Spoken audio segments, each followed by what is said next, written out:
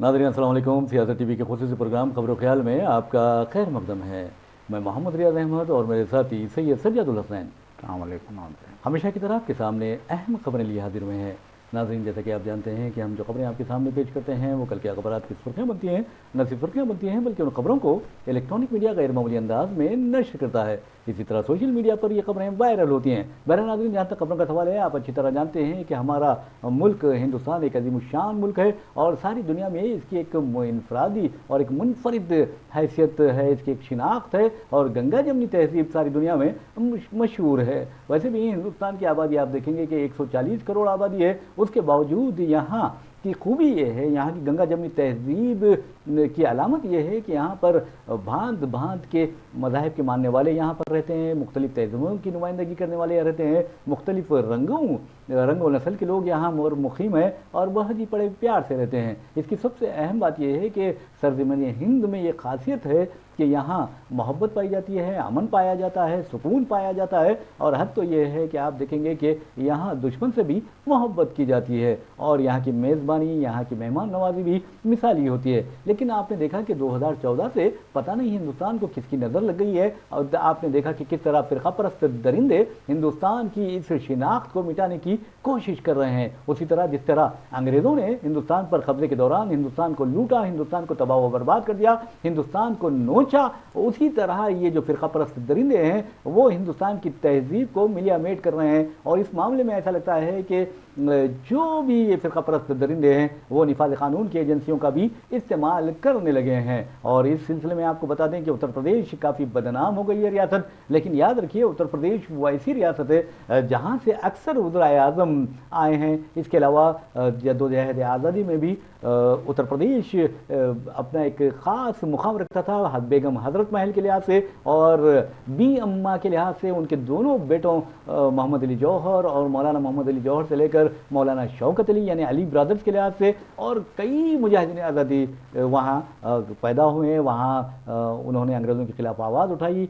आप देखेंगे कि इसमें कई ऐसे मुस्लिम मुजाहिदीन हैं जिन्होंने गैर मामूली किरदार अदा किया। लेकिन अफसोस की बात यह है कि अब उत्तर प्रदेश में अजीब व गरीब हरकतें होने लगी हैं। ऐसा लगता है कि चीफ मिनिस्टर योगी आदित्यनाथ का आखिरी वक्त आ गया है। कहीं आखिरी वक्त आ गया है, मैंने जो कहा है आप कुछ अलग मतलब लेंगे। आखिरी वक्त आ गया है मतलब उनकी हुकूमत का या उनके ओहदे चीफ मिनिस्ट्री का आखिरी वक्त आ चुका है, ऐसा महसूस हो रहा है। और ऐसा लगता है कि वज़ीर आज़म नरेंद्र मोदी और अमित शाह को एक खौफ है मोदी से खौफ है योगी से और वो योगी को हटाना चाहते हैं। इस तरह की खबरें आ रही हैं। और आपने देखा कि पार्लिमानी इंतखाबात हो या असम्बली इंतखाबात हो, उसमें जो पोस्टर्स लगाए गए हैं या बड़े बड़े आप फ्लेक्सिस जो चिस्पा किए गए हैं तो उसमें सिर्फ एक इंजन दिखाई देता है। ये लफ्ज़ इंजन मैं इस्तेमाल नहीं कर रहा हूँ बल्कि अखिलेश यादव ने किया था। अखिलेश यादव का कहना था कि पोस्टर्स पर आप देखेंगे कि सिर्फ एक इंजन दिखाई दे रहा है। एक इंजन का मतलब आप समझते हैं मोदी की तरफ उनका इशारा था, जबकि दूसरा इंजन गायब है। उन्होंने ये बात कही यानी योगी वहाँ पर दिखाई नहीं दिए, उनकी तस्वीर दिखाई नहीं दी। तो इसका मतलब ये हुआ कि कुछ ना कुछ दाल में काला है और इनके दरमियान तनाव की कैफियत पाई जाती है। अब ये कहा जा रहा है कि उत्तर प्रदेश की 80 पार्लिमानी नशस्तों में से बीजेपी को चूँकि बदतरीन मुजाहरे के नतीजे में 33 नशस्तें हासिल हुई, उसके बाद मोदी और अमित शाह काफ़ी बरहम है चीफ मिनिस्टर योगी आदित्यनाथ पे। ऐसे में एक बेचारा जो अब आखिरी ऐसा लग रहा है कगार पर ठहरा है इख्तिदार के, वो क्या करेगा। तो बहरहाल योगी आदित्यनाथ ने जैसा कि एसपी के कायदीन कह रहे हैं कि एक फ़िरकावाराना एजेंडे को उन्होंने अपना लिया है और हिंदू मुस्लिम करना शुरू कर दिया है। आप अंदाज़ा कर सकते हैं कानोड़ जो होते हैं, कानोड़िया भी उन्हें कहा जाता है, वो यात्रा निकाली जाती है। उसके लिए योगी आदित्यनाथ ने अजीब व गरीब, बल्कि मैं समझता हूँ कि किसी जुनून पसंद की तरह, किसी पागल की तरह एक अहकाम जारी किए हैं। पहले तो पुलिस ने, फिर उसके बाद ये कहा गया कि योगी योगी आदित्यनाथ ने भी ऐसा किया है। अगर किया है तो मैं समझता हूँ कि ये जुनून पसंदी है, पागलपन है, और जमहूरियत में इस तरह के पागलों की कोई अहमियत नहीं रहती, ना ही ज़रूरत होती है। मिसाल के तौर पर अगर किसी गरीब मुसलमान की कानोड़िया जो जा रहे हैं उनके रास्ते पर कोई ठेला है तो उस पर कहा गया है कि अपना नाम ज़रूर लिख दे, यानी अपनी शिनाख्त जाहिर करे। या उसका ढाबा है तो उस पर भी अपना नाम लिख दे, अपनी शिनाख्त जाहिर करे। या होटल है उस पर भी अपना नाम लिख दे, अपनी शिनाख्त जाहिर करे। और उन्होंने ये भी कहा है कि ये सब कुछ हलाल फूड से इस्तेमाल से लोगों को रोकने के लिए किया जा रहा है। दरअसल ये इसलिए नहीं किया जा रहा है बल्कि सियासी मफादात हासिल करने और ख़ुद को बचाने और ख़ुद की गिरती हुई साख को बचाने के लिए ये की जा रही है। वरना जो मैं समझता हूँ कि आने वाले दिनों में इस तरह के फ़िरका परस्त दरंदों की जो सियासी इस्मत रेज़ी होगी वो मैं समझता हूँ कि ज़िंदगी भर याद रख सकते हैं, क्योंकि ये उत्तर प्रदेश का माहौल बिल्कुल बदल गया है। आप क्या कहते हैं सजा साहब? यकीनन देखिए, जैसा कि अभी आपने कहा कि पार्लियामानी इंतखाबात में उत्तर प्रदेश के लोगों ने बीजेपी को रास्ता दिखा दिया है। अयोध्या में बीजेपी का हारना, वाराणसी में मोदी का हारते हारते जीतना, और फिर जो है उनकी 70 सीटों से सिमट के 33 सीटों तक पहुंच जाना, ये सारी चीज़ें जो है ये इस बात का इशारा देती हैं कि अब लोग जो है मोदी से, बीजेपी से, उनके वादों से और उनकी शरंगीजी से, उनके फ़िरका परस्ती से ऊब चुके हैं लोग।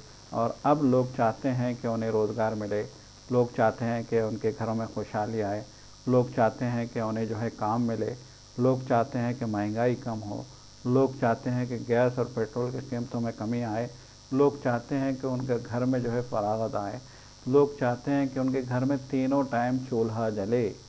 और ये सारी चीज़ें अब नहीं हो रही हैं। सबसे अलमनाक बात ये है कि लोगों का एक कहना है कि कोरोना के दौरान में जिस तरीके से धीरे धीरे करके छोटी सनतों को ख़त्म किया गया है यूपी से, सबसे ज़्यादा छोटी सनतें यूपी में हुआ करती थी। जी। लेकिन कोरोना में जो है किसी बहाने से छोटी सनतों को ख़त्म किया गया। खैंची साजी मेरठ में होती थी, ताला साजी अलीगढ़ में होती थी, सहारनपुर के बर्तन पूरी दुनिया में मशहूर थे, और बनारस की साड़ियाँ पूरी दुनिया में मशहूर थीं, और कन्नौज का इत्र पूरी दुनिया में मशहूर था। और इसी नोयत के चमड़े का जो है बिज़नेस था कानपुर में, सारी दुनिया में मशहूर था कानपुर। और फिर इसी नोयत के छोटी छोटी सनतें, सारी रामपुर की छुड़ियाँ जो है बहुत ही मकबूल हुआ करते थे। ये छोटी छोटी सनतें घरेलू सनतें थीं, इनको जो है प्रमोट किया गया था, घरों में चीज़ें बनाई जाते थे, और फिर इनको जो है इस रोज़गार से बहुत सारे लोग लगे होते थे और उनके घर चलते थे, उनकी आमदनी के ज़राए थे।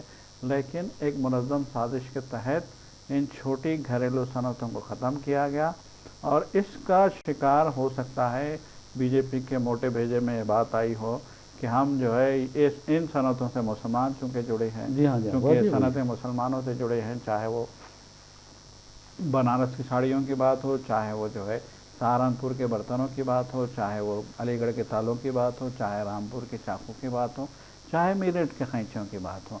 आम तौर पे तासुर यही होता है कि मुसलमानों की सनतें हैं, चाहे कानपुर के जो है चमड़े की बात हो, तो उनको ये लगा होगा कि हम मुसलमानों की सनतों को ख़त्म करेंगे। लेकिन ये गंगा जमनी तहजीब है, हिंदुस्तान है, किसी भी सनत से जो है सिर्फ मुसलमान ही नहीं गैर मुस्लिम भी जुड़े होते हैं। जैसे कि जो है रामपुर में छुरियों की सनत पे हाल में जो है एक सर्वे रिपोर्ट आई थी, लोगों ने, मीडिया वालों ने जाके वहाँ पे लोगों से बात की थी कि आखिर ये छुरियाँ क्यों नज़र नहीं आ रही हैं अब मार्केट में। तो उन्होंने कहा था कि जो है छोटी सनतों को जो फैसिलिटीज़ हुकूमत देती थी वो सारी ख़त्म कर दी गई। कोरोना के नाम पे जो है सारा बंद करा दिया गया गैर महसूस तौर पे, और फिर बाद में उनको जो है सनत शुरू करने की इजाज़त नहीं दी गई। और फिर उन्होंने कहा कि एक कमरे की एक जो है एक छोटी सी घरेलू सनत थी, तो उस सनत के ज़िम्मेदार ने बताया कि यहाँ पे 20 लोग काम करते थे, जिसमें 6 मुसलमान थे और जो है 14 गैर मुस्लिम थे। आप अंदाज़ा लगाइए कि इन्होंने जो है किस तरीके से आम लोगों पर ज़रब लगाई है, किस तरीके से आम लोगों के गले काटे हैं, किस तरीके से आम लोगों को उनकी मेहनत से, उनकी रवायत से, उनके जो है कारोबार से दूर किया है। तो यकीनन ये सारी बातें बोलने का मतलब ये है रियाज साहब कि जो है वहाँ पे यूपी में जो है इस तरीके से लोगों को रोज़गार से दूर किया गया, महरूम किया गया। जी जी। करोड़ों जो है आज नौजवान बेरोज़गार हैं, परेशान हैं, और फिर महंगाई ने उनकी कमर दोहरी कर दी है। तो ऐसे में लोग क्या करेंगे? क्या बीजेपी को जो है सर पे बिठाएंगे मज़हब के नाम पे? जी जी। लोग रिजेक्ट कर रहे हैं बीजेपी को। आज अखिलेश यादव को जिस तरीके से सीटें आई हैं, कांग्रेस का जिस तरीके से वहाँ पे मुजाहरा हुआ है, अमेठी से स्मृति ईरानी को कैसे जो है लोगों ने निकाल शर्मनाक फेंका। शिकस्त हुई है। बिल्कुल, ये सारी चीज़ें हम देख रहे हैं, तो ये साफ जाहिर होता है कि वहाँ से बीजेपी का कला कमा हो गया है। और ये बात बीजेपी अच्छी तरीके से समझ गई है कि ये रुझान जो है असेंबली इलेक्शन में भी चलेगा, आने वाले दिनों में, आने वाले साल में असेंबली इलेक्शन भी होंगे वहाँ पे, तो ये रुझान असेंबली इलेक्शन पे भी चलेगा। तो अभी खौफ से दो चार है।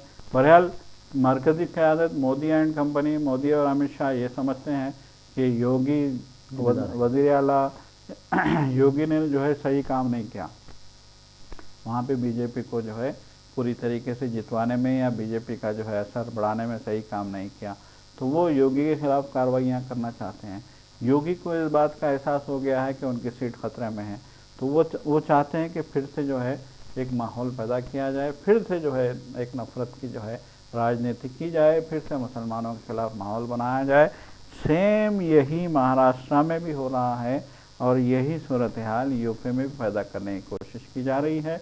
और यही जो है ये कानोड़ की यात्रा में जो है जो कुछ भी जो है कहानी सामने आया, देखिए बरसों से, सदियों से ये यात्रा चल रही है। लोग कह रहे हैं कि मुजफ्फरनगर मेन रास्ता है यात्रा का, मुजफ्फरनगर ज़िले की अहम सड़क से ये यात्रा गुजरती है और वहाँ जिस जिस गांव में ये कानून जो है जाते हैं, वो गांव के लोग बिला इम्तियाज़ मज़हब मिलत उनका खैर मकदम करते हैं, उनकी मेहमान नवाजी करते हैं, उनके खाने पीने का नज़्म किया जाता है।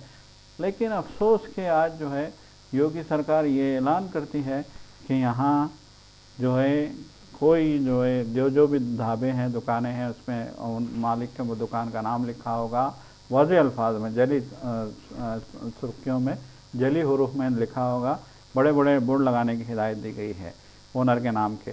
फिर जो है उनका खुद गैर मुस्लिम ओनरों का कहना है, ढाबे वालों का, कि पुलिस वाले आए और उनको धमकी दी गई कि आपके ढाबे में कोई बावर्ची, कोई वेटर, कोई बर्तन साफ़ करने वाला, कोई जो है काम करने वाला मुसलमान नहीं होगा। कितनी आप जो है जब तक ये यात्रा यहाँ से गुजर नहीं जाती, ये जो त्यौहार ख़त्म नहीं हो जाता, आप मुसलमानों को यहाँ से हटाइए।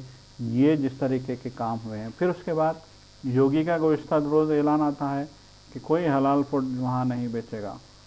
तो ये जो सारी चीज़ें हुई हैं या हो रही हैं, यकीनन ये आपकी सियासत है, इसमें आवाम को घसीटने की जो आप कोशिश कर रहे हैं, इसका भी यकीनन खामियाजा जो है योगी सरकार, मोदी सरकार को जो है भुगतना पड़ेगा।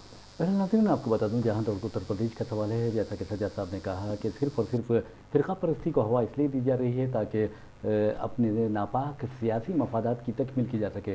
पहले तो आप देखेंगे कि 80 जो नशस्तें हैं उत्तर प्रदेश की पार्लिमानी, वहाँ से बीजेपी ने सिर्फ 33 नशस्तों पर कामयाबी हासिल की, जबकि ये दावा किया गया था कि हम 80 में से 80 नशस्तों पर कामयाबी हासिल करेंगे। लेकिन आवाम ने जो, मैं समझता हूँ कि जमहूरी थप्पड़ रसीद किया है, और उसकी गूंज अब दिल्ली तक सुनाई दे रही है और उसका दर्द भी दिल्ली तक महसूस हो रहा है। और कहने की बात यह है कि जहाँ तक योगी आदित्यनाथ का सवाल है, आदित्यनाथ के वो इमेज इंतहाई ख़राब हो गई है, और ख़ास तौर पर जो हिंदू हैं उन लोगों में आदित्यनाथ की बहुत ही इमेज मैं समझता हूँ कि ख़राब हो गई है। मिसाल के तौर पर आप देखेंगे कि कई ऐसे मुकामात है, लखनऊ का अकबर जो रोड है, वहाँ अकबर रोड एरिए पर जिस अंदाज में हिंदुओं के घरों को मिसमार किया गया, मुनहदिम किया गया, आप अंदाज़ा कीजिए कि अगर माँ बाप होते हैं अपने बच्चों की तकलीफ़ बर्दाश्त नहीं कर सकते, और जो औलाद होती है वो अपने माँ बाप की तकलीफ़ बर्दाश्त नहीं कर सकते। आप देखेंगे सोशल मीडिया पर, आप देखेंगे कि छोटी छोटी मासूम बच्चियां हैं और वो रो रही हैं, तड़प रही हैं, बिलबिला रही हैं, चिल्ला रही हैं,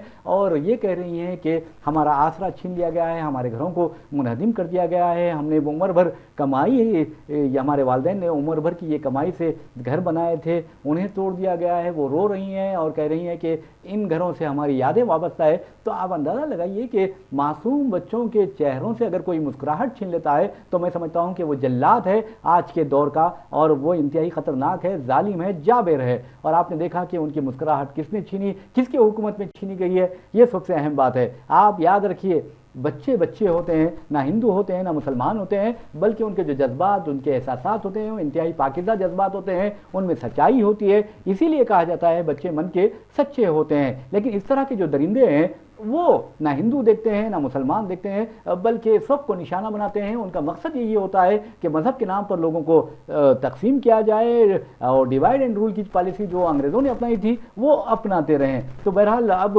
हालत ख़राब है योगी आदित्यनाथ की, और ऐसा लग रहा है कि वो सियासी तौर पर बहुत ज़्यादा बीमार हो गए हैं। और वजह यह है कि वहाँ पर ज़ात पात का मसला पैदा हो गया है, और उनके जो डिप्टी चीफ मिनिस्टर है केशव प्रसाद मौर्य, वो भी दावा कर रहे हैं कि मैं चीफ मिनिस्टर बनूंगा, और योगी आदित्यनाथ बीजेपी को कामयाबी दिलाने में नाकाम रहे। उनकी पॉलिसियां यानी अवाम दुश्मन रही है, और वो चाहे कुछ भी कर ले, हिंदू मुस्लिम कर ले या कानोड़िया यात्रा को के बहाने मुसलमानों को सताने की कोशिश करें, लेकिन एक बात ज़रूर है कि योगी आदित्यनाथ का इमेज ख़राब हो गया है, और मोदी की नज़रों से, अमित शाह की नज़रों से भी वो गिर गए हैं। अगर उनकी नज़रों से गिर जाते तो बहुत अच्छा था, लेकिन आवाम की नज़रों से योगी आदित्यनाथ गिर गए हैं, ये कांग्रेसी कायदीन कहने लगे हैं। इसके अलावा आपको बता दूं कि मोदी और अमित शाह भी यही चाहते हैं कि अखिलेश यानी योगी आदित्यनाथ का इमेज ख़राब हो जाए। जहाँ तक घरों के निज़ाम का सवाल है सज्जा साहब, आप देखेंगे कि मोदी हुकूमत में कौमी सतह पर, मैं सिर्फ यूपी की बात नहीं कर रहा हूँ, कौमी सतह पर तकरीबन यानी 2022-23 के दौरान एक साल के दरमियान 1,53,820 घर मुनज़्ज़म किए गए, कभी गैर कानूनी कहकर, कभी ये कहकर, कभी वो कहकर, मुख्तलिफ बहानों से, और जिसके नतीजे में 7,38,348 लोग मुतासिर हुए हैं। आप अंदाज़ा कीजिए कि बरसों गुजर जाते हैं एक घर बनाने के लिए, लेकिन हुकूमत उन घरों को तोड़ती है तो लम्हे लगते हैं और तबाही और बर्बादी आ जाती है। ये है योगी आदित्यनाथ का। लेकिन हम चलते हैं एक और खबर की जानिब, और उस खबर का ताल्लुक है हमारे चीफ मिनिस्टर रेवंत रेड्डी से। चीफ मिनिस्टर रेवंत रेड्डी ने ऐलान कर दिया है कि मूसा नदी की तरक्की के लिए वो 1.5 लाख करोड़ से मूसा नदी को तरक्की देंगे, इस तरह की बात उन्होंने कही है। और कहा है कि मूसा नदी की तरक्की से शहर में एक नए दौर का आगाज़ होगा। लेकिन उन्होंने ये भी कहा कि तो किसी भी शहर की तरक्की के लिए लॉ एंड ऑर्डर का होना ज़रूरी होता है, यहाँ तक कि तालीम और सेहत आमा की सहूलतों का भी होना ज़रूरी होता है। बहरहाल नाज़रीन, ये जो मसला है मूसा नदी का, तो आपको बता दूं कि उन्होंने ये भी कहा था हालिया अरसे के दौरान, आपने देखा कि उन्होंने लंदन का दौरा किया और थेम्स रिवर की बेस पर या उसकी बुनियाद पर या उसकी तर्ज पर मूसा नदी को तरक्की देने की बात की थी। तो सज्जा साहब, आप देखेंगे कि मूसा नदी अगर आप देखेंगे जहाँ से निकलती है, वहाँ से अगर देखेंगे आप शहर तक, तो ऐसा लगता है कि मूसा नदी नदी बाकी नहीं रही, बल्कि एक नाला है, और एक गंदगी का नाला है जहाँ से गंदगी बह रही है। और आप ये भी देखेंगे कि मूसा नदी में, खुद नदी के अंदर बेशुमार गैर कानूनी इबादत गाहें तामीर कर ली गई हैं। और आप इसके अलावा देखेंगे अतराफ व अकनाफ में, विक्ट्री प्लेग्राउंड की तरफ आप जाइए, आपको महसूस होगा कि किस तरह रोड पर कब्जे कर लिए गए हैं, गैर कानूनी इबादत गाहें तामीर कर ली गई हैं। तो फिर कैसे ये थेम्स रिवर की तर्ज पर तरक्की देंगे मूसा नदी को? जी बिल्कुल, देखिए ये सबसे बड़ा सवाल है कि मूसा नदी पे गैर कानूनी कब्जे पे हुए हैं, और मूसा नदी को जो है आज एक बहुत बड़े नाले में बदल गई है। मूसा नदी में शहर की सारी गंदगी जो है मूसा नदी से होकर गुजरती है।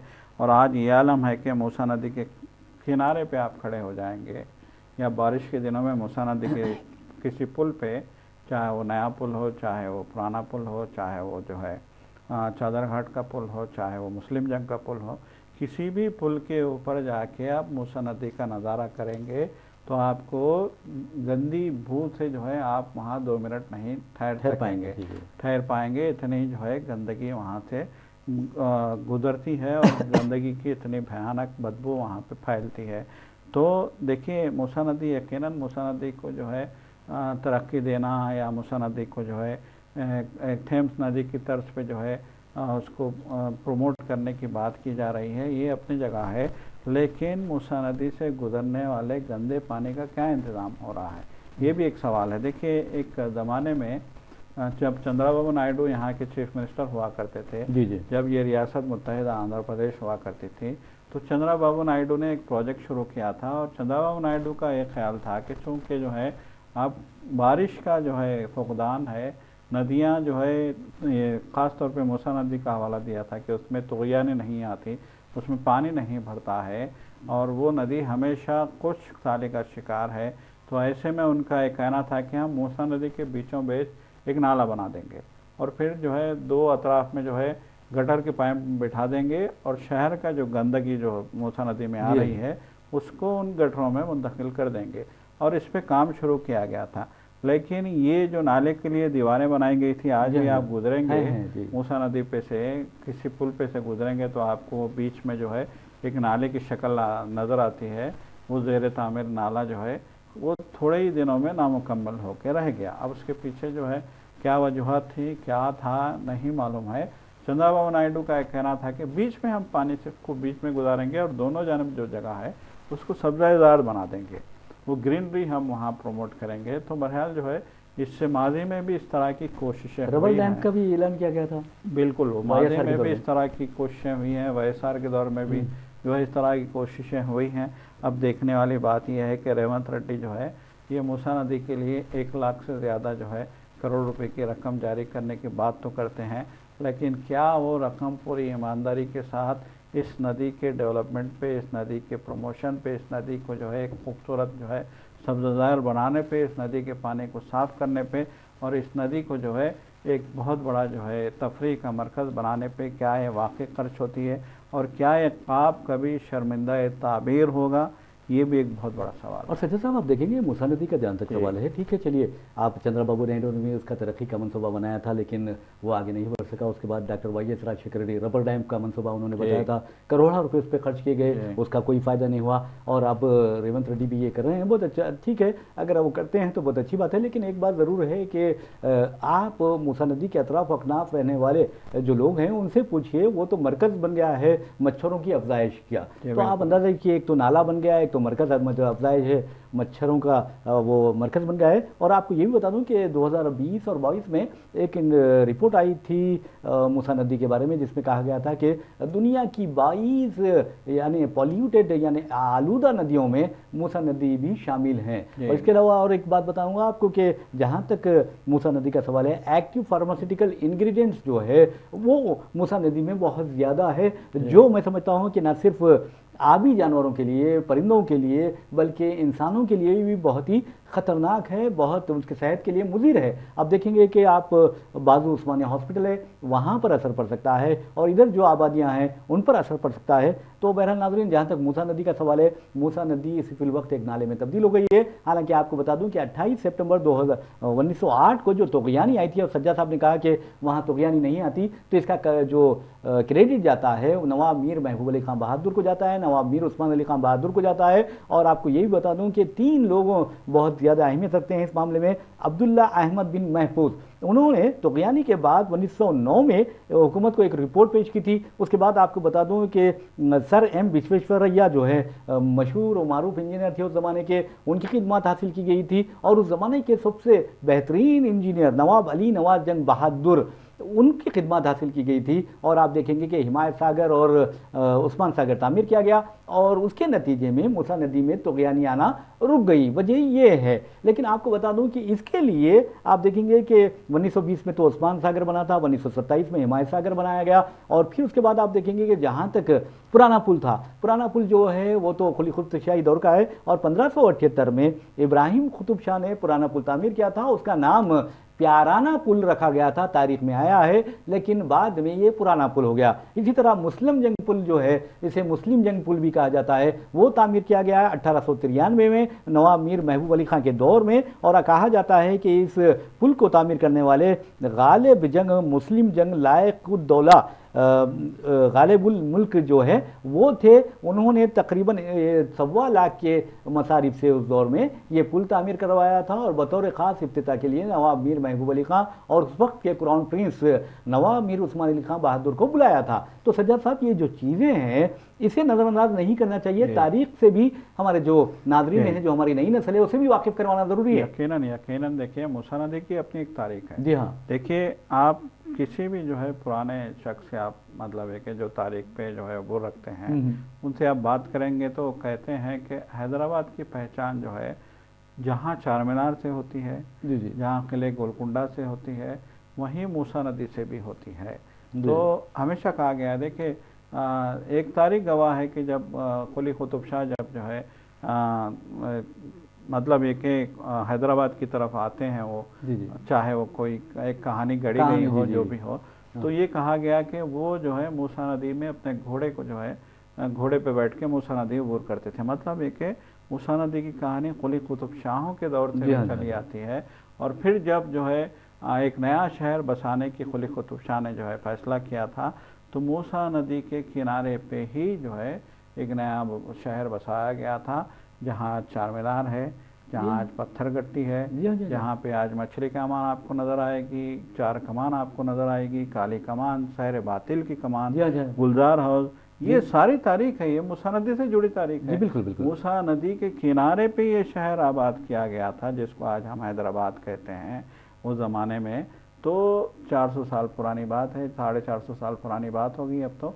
अगर हम चार मीनार की तारीख देखेंगे तो जो तारीख हैदराबाद की है वो मूसा नदी से जुड़ी है। जी, जी। इसको हम नज़रअंदाज करके, इसको हम साइडलाइन करके, या इसको जो है महज एक जो है एक नदी करार देते हुए हम इसको इग्नोर नहीं कर नहीं कर सकते। सकते, बिल्कुल आज आपने सही। नदी की जो किनारे पे जो फसीलें हैं, नदी को, जी हाँ, जी हाँ। पानी को शहर में आने से रोकने के लिए जो दीवारें बनाई गई थी, उनकी मजबूती, उनकी सना, उनकी फनकारी, उनकी जो है तर्ज तामीर को आज भी लोग देखते हैं तो हैरत दंग है, रह जाते बिल्कुल हैं। बिल्कुल आपने सही कहा। और जी एक बहुत अच्छी बात आपने कही है, जैसे मूसा नदी के पास आप जी देखेंगे उस्मानिया हॉस्पिटल की तारीखी जी इमारत, इंतहाई खूबसूरत इमारत, और आप उसके बाद आप देखेंगे हाईकोर्ट की इमारत वहीं पर जी तामीर की गई। तो मूसा नदी असल में आप देखेंगे कि हुजूर निज़ाम के दौर में हो या कुतुबशाही दौर में हो, एक तफरीही मुकाम की तरह हुआ करती थी। और आप ये बेशक। भी देखेंगे कि वहाँ जैसा कि सज्जाद साहब ने जिक्र किया है, पत्थरगट्टी का जिक्र किया है, सज्जाद साहब ने चार मीनार और मस्जिद का जिक्र किया है। चार मीनार दरअसल एक मस्जिद है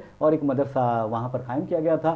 तो आपको बताने का मकसद ये है कि जो मक्का मस्जिद, तारीखी मक्का मस्जिद आज जिस मुकाम पर आप देख रहे हैं, वो तामीर की जाने वाली थी बादशाही आशुर खाना यानी मदीना होटल के करीब। तो जी अब वहाँ तामीर की जाने वाली थी, क्योंकि ये मूसा नदी के किनारे थी। और एक बात हैदराबाद की तारीख में, जैसा कि हमने मुस्लिम जंग की बात की, तो मुस्लिम जंग के बारे में आपको बता दूं कि उन्होंने जैसा आजमपुरे की जो सहीफा मस्जिद है जी वो भी उन्हीं के नाम से थी पहले, जी अब सहीफा मस्जिद कहलाती है। इसके जी अलावा आजमपुरा जो अब कायम किया गया है, तामीर किया गया है जी इलाका, वो भी मुस्लिम जंग गार्डन के हिसाब से वो एरिया था। वहाँ जी पर एक बस्ती तामीर की गई जिसे बाद में आजमपुरे का नाम दिया गया। जी इसके अलावा आपको बता दूं कि शेखपेट में मस्जिद हज़रत सैयदना बिलाल रजी अल्लाह तआला अन्हु है, उसका पहला नाम भी मुस्लिम जंग के नाम से था, यानी जी मुस्लिम जंग बहादुर के नाम से रखा गया था। इसके अलावा आपको बता दूं कि जहाँ तक गालिब जंग है, ईदगाह गालिब जंग मौला अली, वो भी इन्हीं के नाम से है। तो अब अंदाजा कीजिए कि जो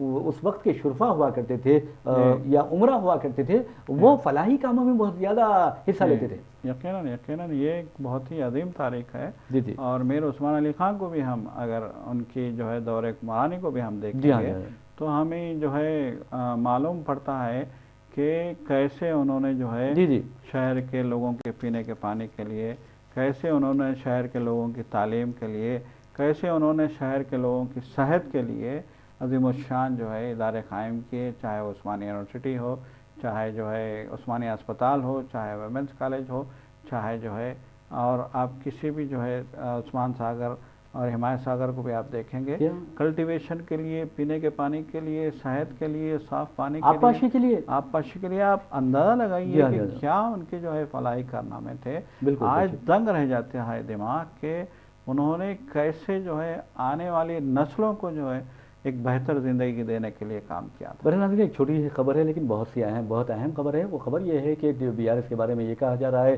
कि बीआरएस बीजेपी से हाथ मिला सकती है, और बाद खबरों में ये भी आ रहा है कि बीआरएस बीजेपी में जम हो सकती है। लेकिन मुझे तो ऐसा लगता है कि बीजेपी में जम नहीं होगी, लेकिन इत्तेहाद कर सकती है, ऐसा महसूस होने लगा है। लेकिन ये कहा जा रहा है कि बीजेपी के 8 अरकान पार्लियामेंट है, उनमें से 3 अरकान पार्लियामेंट बीआरएस के इंज़माम को लेकर मुखालिफत कर रहे हैं, जबकि दीगर अरकान पार्लियामेंट का कहना है कि उसके जम करने दीजिए। लेकिन मुझे तो ऐसा नहीं लगता, क्योंकि केसीआर नहीं चाहेंगे कि अपनी शिनाख्त हमेशा हमेशा के लिए ख़त्म कर दें। बहरहाल नाज़रीन, इसी के साथ हम अपना प्रोग्राम खबरों ख्याल इख्तिताम को पहुँचाते हैं। मुझे मोहम्मद रियाज अहमद और मेरे साथी सैयद सज्जादुल हसैन को इजाज़त दीजिए। इंशाल्लाह फिर मुलाकात होगी, फिर बात होगी। तब तक के लिए अल्लाह हाफ़िज़।